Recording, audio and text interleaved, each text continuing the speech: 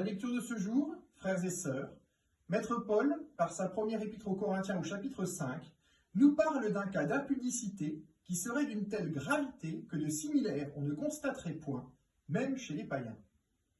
Il s'agirait, comme il nous l'indique à sa manière, d'un homme qui vivrait des actes de chair avec la femme de son propre père.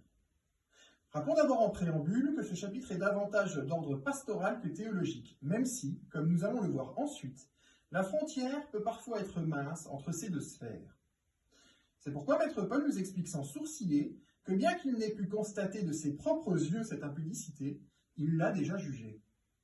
Et s'il le peut, sans être parmi eux, c'est simplement du fait que cette situation ne peut amener que des complications. Car elle bouleverse les fondations à la fois de la civilisation, mais également celle plus importante de la distinction, ramenant les rôles qu'occupe chaque membre de la famille respectivement au néant. Car si la famille se construit à l'image de l'unique divinité, c'est-à-dire selon la Trinité, c'est pour des raisons qui surpassent la simple question de la civilisation. Car poser une question sous-entend pouvoir en formuler l'équation.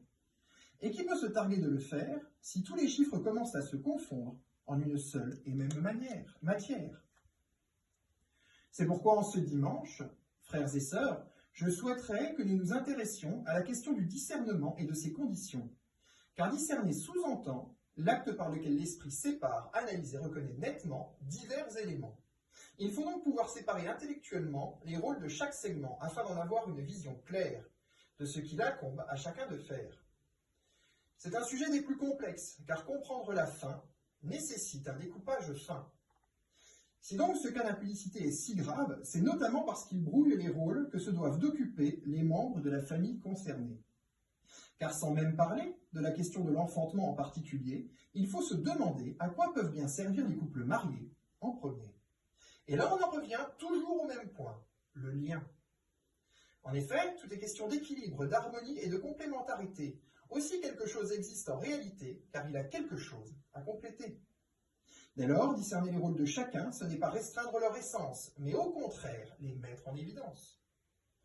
Car ce sont nos qualités qui doivent nous octroyer les places que nous devons occuper, et non la décision arbitraire d'une quelconque société. Comprenez que le bien nécessitera toujours d'en comprendre les moyens, que chacun serve dès lors sa meilleure fin. Amen.